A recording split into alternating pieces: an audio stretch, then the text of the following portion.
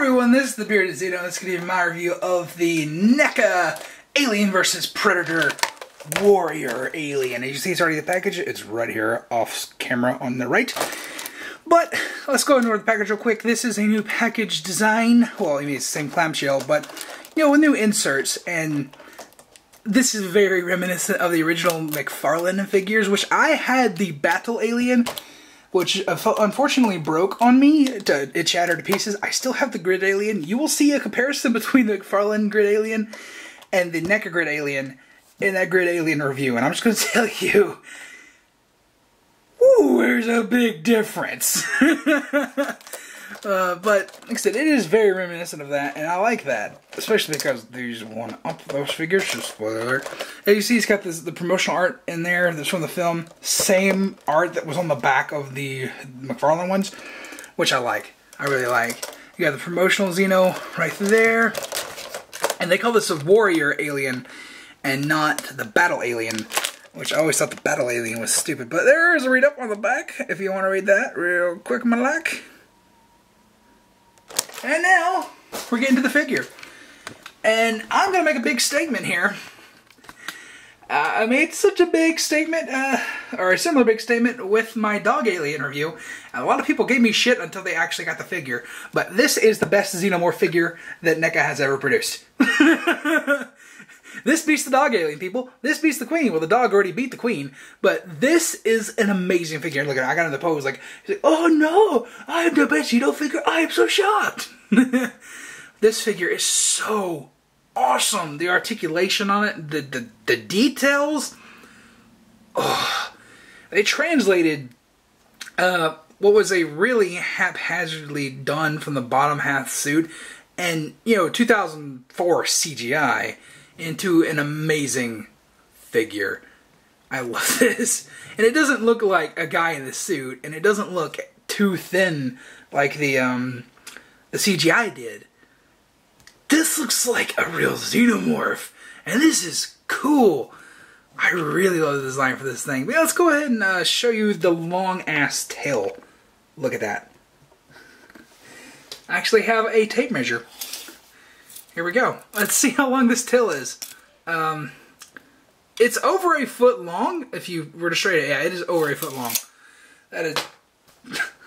Did I even show that on camera? Yeah, okay. Yeah, it is over a foot long. That is crazy. This thing has an over a foot long tail. Like the original Xenomorph, which I just had the comparison for the concept Xeno. Like its tail is only maybe 6-7 inches long. This thing is huge, so huge. But yeah, let's go ahead and show you the articulation on this guy.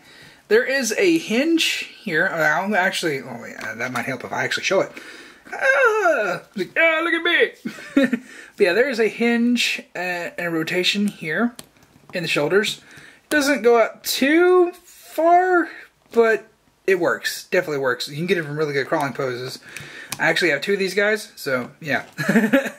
The jaw, I'm just going to tell you right now, all the jaws are going to be slightly misshapen. I have two, and I've seen multiple reviews of these guys beforehand. They're all slightly misaligned, so that is just going to be a common issue with the Warrior Alien. The Grid Alien closes just fine. It's not shifted like this guy is. But that's just going to end up being a common issue with these guys. So, looks great with it open. But I mean, you can kind of close it. It just looks like he's like gritting his teeth a little bit. So that is unfortunate. That is a QC issue with these guys that you're going to have to look out for. But I don't think, oh, look, this thing looks so good in any pose. There is a double bend elbow, which works really well. Hinge here, and look at that. That is awesome. And it rotates at both ends too. Can't get too much rotation when it's bent up like that. But yeah, it rotates at both ends. There is a rotation and a hinge at the hand, or the wrist, I should say. And these two inner fingers articulate. So you can get some really awesome poses with this guy. The inner jaw does come out, although I am having difficulty getting it out on this guy. I mean, gotta gag him a little bit. Come on. Push. Push. that's not gonna work. Anyways, you'll see it in the Grid Alien review. It's the same one. But look at the detail inside of that. I thought the dog alien was expertly detailed. Look at that! And just the way that you see it in person, it's not really showing up on camera that well, but there's like a brown hue here. It looks just like they do in the movie. That is so cool. I mean, oh, that is so great. So great. And this has like a really stiff bendy wire in there, which that is very reminiscent of the dog alien, which I like. There is I'm gonna say it's a ball hinge here. Can't really bend it forward or back, but you can get a really good side to side in there. Most of the crouching is going to be done with these hips, which they don't go out too far. They don't go in too far, but they will rotate very far. Very far.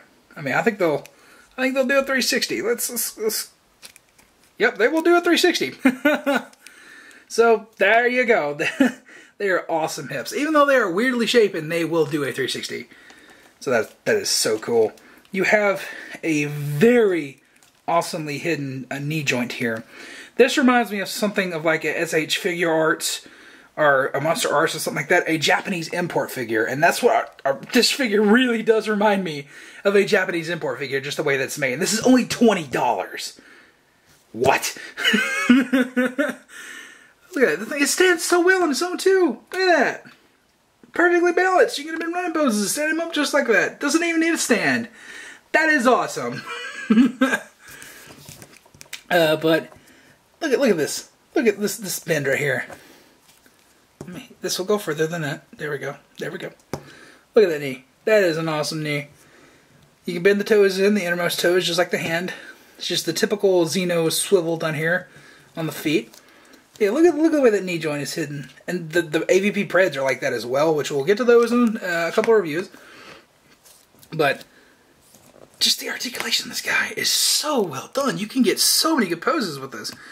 Like I said, I thought the dog alien was the epitome of NECA being awesome, but no. There we go. I was working on a pose. I don't want to show you just yet. But the head is just on a simple ball joint. And it is not really hindered at all, because the other Xenos, they have like the tubes and everything and bigger shoulder pauldrons that'll keep them from doing this. But this guy, look at that. Look at that. So many awesome poses you can do with this guy. Super poseable, and it looks badass. Look at, oh, here we go. I'm just going to pose on the fly. Here we go, we'll use the tail for stability, even though I don't really need to. While the tail's pushing it over. Yeah! Oh, this is so cool. Now, just for a quick comparison, I'm going to go over here, and I'm going to get the remaining piece of the battle alien that I have. It is right here. So this is McFarlane's comparable piece to this. You know, it's called the Battle Alien and not the Warrior Alien, but you're going to find that even though I only have 10% of this figure, give me a second here, people. I could edit, but you know, I like to have conversations here. Even though I only have 10% of this figure left, there's a major difference. Here's the head. This is the McFarlane head, and here, see, there's a problem. There's just clear plastic in there. These are supposed to be in the same scale now. These are supposed to be in the same scale. Look at that. Look at the size difference there. This head is like twice as big. That is so crazy. How is this thing that small? Look at this. Look at this thing. This is magnificent. People didn't believe me when I said that the dog alien was the best xenomorph that they have ever produced. This is the best xenomorph they have ever produced to this date. They keep topping themselves. They do. And that is awesome. And that is why I love these NECA alien figures. They're so fucking great. I mean, look at this thing. I really just cannot compare it to anything other than a Japanese import figure, because it is that expertly done. The articulation is hidden that well for the most part. The detail is great. It's huge, and it's only $20. If you don't already have one of these in your collection, because they just came out, then you should get them very, very soon.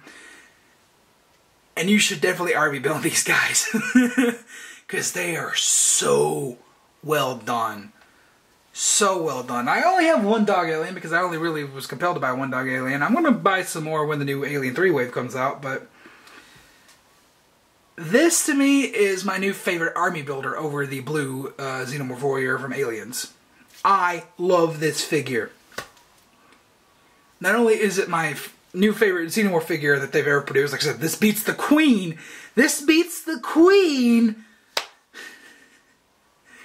Wow, this thing is so good. I'm just thoroughly impressed with this. A lot of people are going to compare this to the SH Monster Arts one, and I've seen photos and everything. The thing's like this tall. No, I'm sorry. This thing is just so beautiful. So beautiful. It's true. Gah. I can't wait to get a couple more of these guys. I already have two. And I want more. I have a Grid Alien in 2 of these guys, and I want more. That's how good it is. $20 a pop, and they couldn't be any better. Anyways, I've been debating Zito for Clicking Fangs here. Tell me if you have any questions, concerns, leave the comments down below. Let me know what you think about this figure. Let me know what you think about AVP in general. There's a review of that on the channel if you want to know my thoughts. And I will see you in the next video.